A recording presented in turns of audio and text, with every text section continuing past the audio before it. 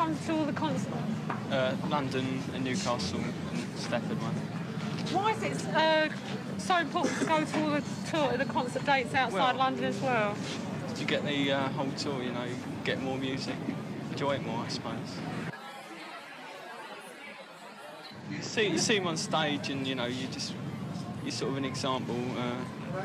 You'd like to follow him, you know. I don't know, he's ahead of everyone else, so you'd like to be there with him, I suppose, even though it's his own idea. You think he's ahead of punk, or he just completely... He's about 6 years ahead of it, I suppose, yeah. They dress up more, I suppose, to look like him, whereas in others they don't. Why do you think they want to look like him? Wouldn't you? Well, what did it feel like dressing the same as him? Well, there's so many people there, you just feel like a penguin, really. So there's so many lookalikes there. And I think it's much more exciting for an audience to have that kind of association with somebody that they really can't touch or understand completely than it is with somebody who's a lot more open and immediately communicative and tells you all about their lives every day and does that. Can I just ask you something? When you go on stage tonight, what's the first impression that you want to make in people's minds? Because you come on stage the same time as the band. Yeah. And then you do a very slow number. I don't think I come out with any intention of... I've been eating Stilton. Do I smell like it? No, not at all, my dear. No port, though. No port. I don't think I come out with any intention of impressing anything on their minds. There are people here who've come every night of your tour to see you. And when you're on stage, I've noticed there are gestures and things that are almost as if you know that they're... I recognise it. Yes, I recognise a lot of them. Yeah. Really? Yeah. There are people there... Their faces become indelibly... Earth is that? The underground. This is Earls Court. It's my support act. How would you say that your act's changed from the one in '76? I mean, that was very monochromatic. Yeah, very austere. I think really this is not so much an act, really. It's more sort of a performance of songs, really. Do you think it seems a very happy thing? You seem very happy doing it. Yes, I am. Did you realise I was this tall? Yes. I'd heard rumours. Yes, it's preschool milk. Do you see the way the people out there, how their appearances are changing during the tour? I mean, when they first saw you... It's quite amazing because there's all 7 characters that I've created are out there somewhere. I see a man who fell to earth and a Ziggy Stardust and a thin white Duke and at the moment a lot of sailors' hats and things. That's incredibly endearing. Are you aware of the consequences of things that you do and say? I mean, is it possible to be relaxed, to act in a spontaneous way when everything you wear can be suddenly picked up by... Well, it is at the moment because it's not that sort of outrageous, really. I mean, everybody wears plastic, don't they, now? But... Garbage bags, really. When you were thinking about what to wear on this tour, did you think of what it would look like translated onto thousands of fans? Or... I just wanted something very simple, you know, a simple outline. Yeah? So what we're wearing tonight... And what about the changes in your clothes during tonight's performance? Well, these get sweaty, so I'll put on another lot. I wondered how much weight you're losing every night. About £3 a night. Really? Yeah. After this, you're going on to make another film. Yeah. Do you think your work now is going to move off in another direction? I don't think so. I hope to widen it, really. I mean, I obviously want to continue making music. I like to... this performance on this tour has been... somewhat of an eye-opener because I really enjoyed just performing songs and not having the commitment of having to be a character, which has made it less of a strain than it normally is. You seem really happy on stage to go through the old songs and to do them in a new way, and everybody obviously in the audience goes along with it. Yeah, I'm having a very good time. But can you tell me why it is, though, that your fans are happy to go along with your changes? Do you know what I mean? There are other performers that the fans... Better ask them, I think. Yeah, they all seem happy to spend 300 quid and come and see you on tour. Yes. Is that how much my tickets are now? No, that's how many concerts they've been to. I know, it's quite amazing. Yeah. Incredible. Just a Gigolo is going to come out in the autumn. Yeah. What do you think how do you think people react to that? I mean, how would you like them to react? I don't know, I haven't seen it. I don't usually see rushes when I'm filming, so I really don't have any real idea of what the film's like. David Hemmings said you put everything you had into it and you were totally professional as an actor. Cool. Do you think that's a compliment? Yes, it is. Very much so. I mean, do you see acting taking over more and more of your time? No, directing maybe. Let's get behind that thing. Yeah, sorry.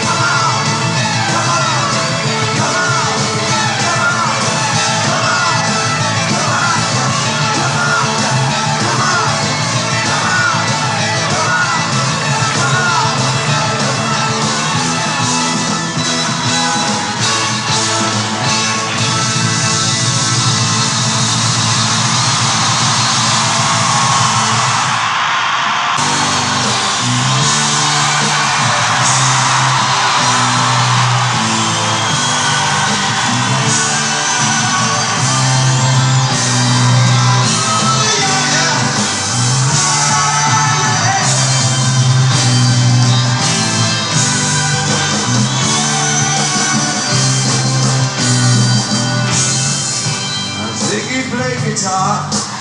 Family good and willing giving. And the spiders from Mars. Well, he played it left hand, but he made it too far. Became the special man that be with Ziggy's band. Ziggy really sang, screwed up eyes and screwed down hairdo, like some cat from Japan. You could kill him by smiling, you could leave him to hang. Came on so loaded, man, well hung in Snow White tan. So where were the spiders while the flies tried to break our bones? Just a beard like to guide us.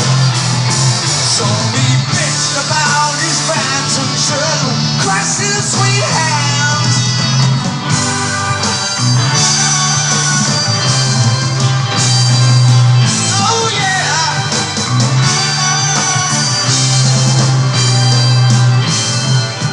Ziggy played for time, jiving us that we were voodoo kids who just crashed. He was an ass with God-given ass. He played it all too far. Boy, could he play guitar. Making love with the seagull. Sucked up into his mind like some leper messiah. The kitchen killed the man. I had to break up the band.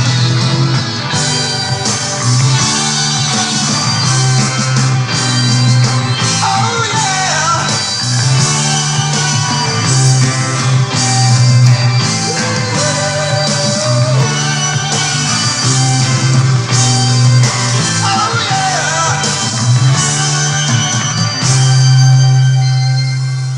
Now Ziggy played guitar.